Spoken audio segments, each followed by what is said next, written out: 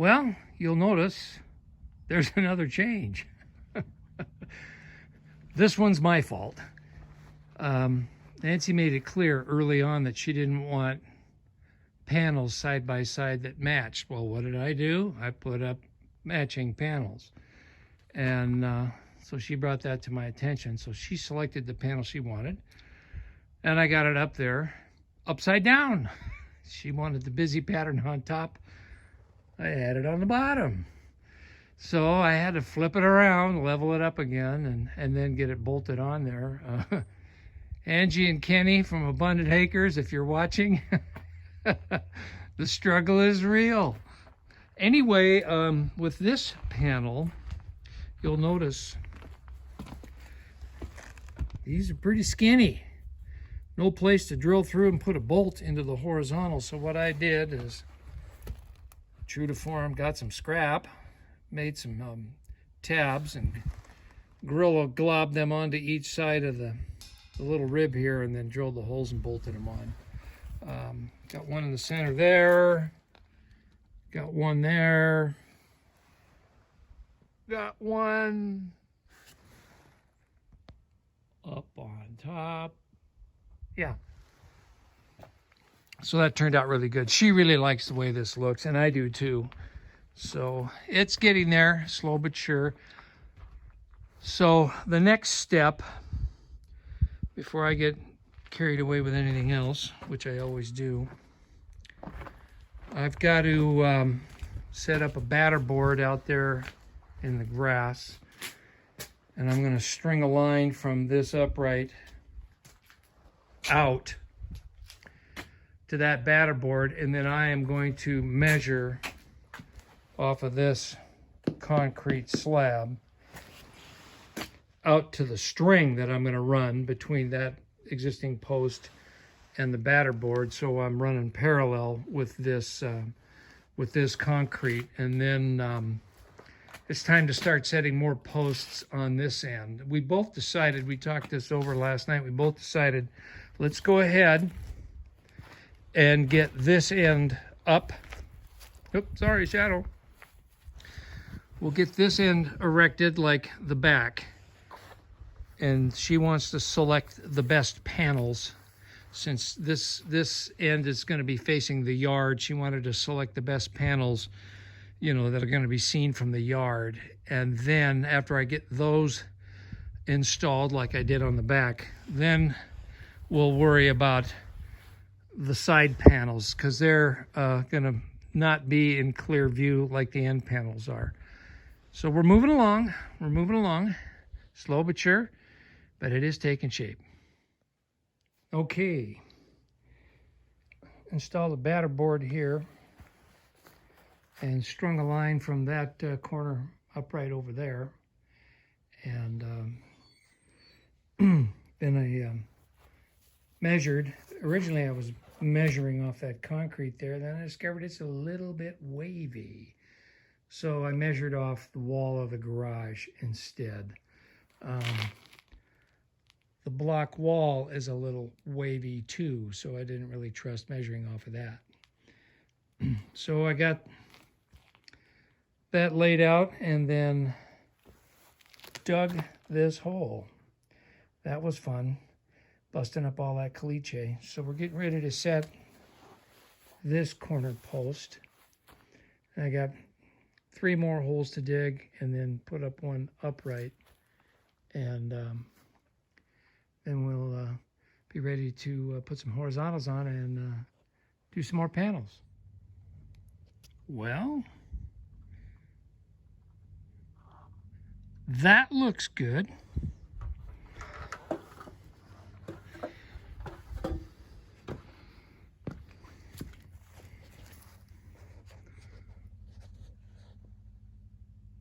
That looks good.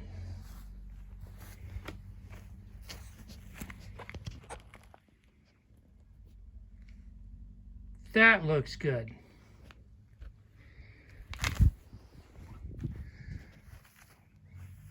So as you can guess by now, I'm getting ready to set the next corner post. So I'll grab a couple of bags of cement, trusty wheelbarrow, and get rolling. I would have done this earlier this morning, but it was about 25 degrees. Not good cement pouring weather. Then after I pour it and it cures all afternoon, I'll wrap that with some old moving blankets and keep the frost off of it. All right, 2 more posts to go, and I'm done pouring concrete on this project. We can get on to the more fun aspects of building this thing. So we got a quick mail call here. We got to us from Abundant Acres Homestead. We got a box. Nancy's going to... It's dusty. Nancy's going to tear it. Yeah, we got dust all over the pack. We live in the desert. Dust is a fact of life. You know, when we get mail packages and UPS and FedEx and all that, I mean, there's an inch of dust all over the packages because those guys are rolling all day long on dirt roads, and so our stuff gets covered. Holy smokes, what do we got here? Ooh, look at that. We have got, man, they even got a logo on seed packages. Chicken poo. Oh, that's good. Yeah. Look at cool. this. Chicken poo. All right. Oh, man. This. A can of Croyle. Holy smokes. You guys, that stuff costs a fortune. Man, oh man, oh man, oh man. And my seeds. Ooh-wee, baby. We got, I bet you these are tomato seeds. Yep. I guess I better finish the greenhouse, I guess you better. Jersey Giant. Mortgage lifter. Oh, yeah. Abe Lincoln. Jeez. Let me see what that says. Ha! I wouldn't be able to say it anyways. Here, there's the label. Oh, is it unpronounceable? Yeah. Oh, Solanum something copper. Oh, holy smokes. That's out of a, looks like it's out of the index of a chemistry textbook. I'm a country boy. I can't pronounce those big words. Martino's Roma. Oh, that's a sauce tomato. And another burpee Roma tomato. Yeah. Look, we're in the, there we go. Awesome. Thank you. Very Awesome. much. Angie and Kenny, thank you so much. Everybody be sure to go over to Abundant Acres Homestead and check out what Angie and Kenny got going on over there. I'm not sure if we got a real good look at this, so. The poo. Story of my All life. right. Gourmet chicken poo. Now that's a first. Dip mix. Dip mix. You know, I used to work on a commercial chicken farm when I was a kid. I know all about chicken poo. This is Gourmet Fiesta dip mix. Ooh. That sounds quite interesting. Ooh. And how can you go wrong with bacon? Bacon, the most beautiful thing on earth, according to Jim Gaffigan, the comedian. So, and then we got dill. Ooh, that sounds delicious. Dill dip too. mix. Oh, you guys are awesome. Oh my, thank you. Awesome, possum. Okay, well, I got to finish the greenhouse so Nancy can get those seeds planted, and then we'll be making some of this dip. Angie and Kenny, thank you so much. We really appreciate it. You got any words of We'll wisdom? let you know how it turns out. Okay. Thanks again.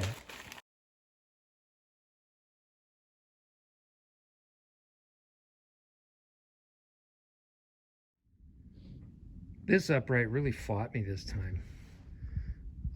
No issues with my redneck leveling and plumb system that I featured in a short not too long ago, but I had this here. I had my brackets, welded on, so I marked the hole locations, and then I pre-drilled them with a 1/4 inch cement drill, and then I went at it with my hammer drill with a 5/8 bit for the anchors. Man, I think it was bouncing all over the place. The blade was sharp. I had a heck of a time keeping the holes aligned. But I finally got it. Then I busted a couple of the bolts inside the anchors. That was a pain, fishing these out, and then fishing out the pieces of the busted anchor. But I got a new anchor in there, a new bolt, and it all worked out. So I'm ready. Oops, shadow. I'm ready now to start the horizontals. This will be the front of the screen house. The door will be here on the left side between those two posts. And yes, it's a very wide door, but the purpose of that is you'll see getting wheelbarrows in and out, and also bringing in additional stock tanks for raised beds. Okay, so I'll bring you back and we'll get some horizontals prepped. I'm doing the next round of prep work on the horizontal purlins. If you recall, in the very first video, I showed this pile of 3-inch channel iron, and it was all scrap. I got it for free. So, yeah, I'm willing to do a little grunt labor on prep work in order to utilize it. I mean, this one stick of this, I mean, these things are 20 feet long. One stick of this is over $100. So I can do a little prep work on this. So I finished the patina process on this one. I just rinsed it off with a hose. And I'm going to pull these brackets off of this one. There's that heavy silver paint on there. I'm going to coat that with citrus strip.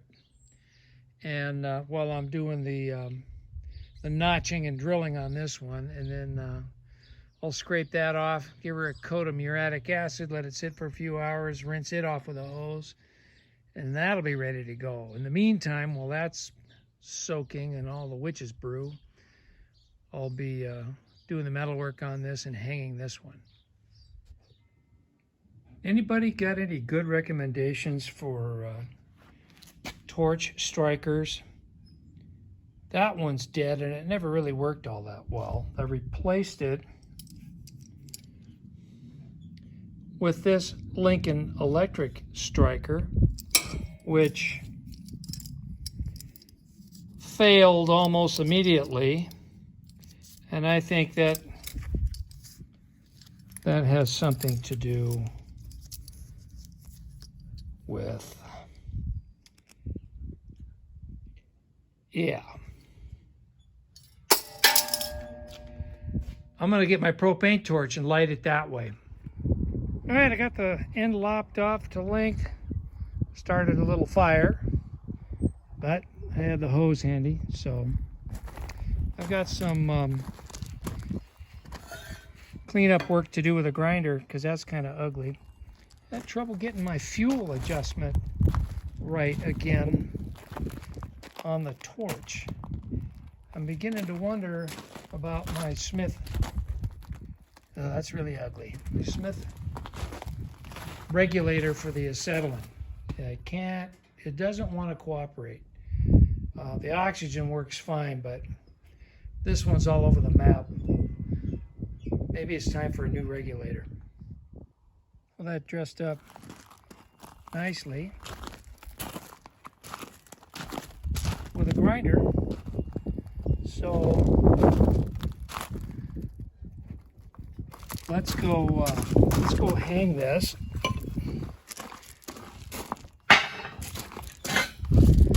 Yeah, it's gonna fit the uprights just fine. Well, there it is, clamped in place. I got a little fine tuning to do, adjusting with the level, but I mean it's there. And it fits really good. Oh, of course the wind's gonna start blowing. Well, all right, I think I'm gonna call this one here. Getting the lower two horizontals is just rinse and repeat of what I'm doing here. So you've seen that, and I've demonstrated that on earlier videos in this series. So the next time I bring you back, we're going to be getting a significant amount of panels on this thing. That's the goal. So thanks for watching, sticking with me on this greenhouse project. Hope you're enjoying the series, and we'll catch you on the next one. Bye for now.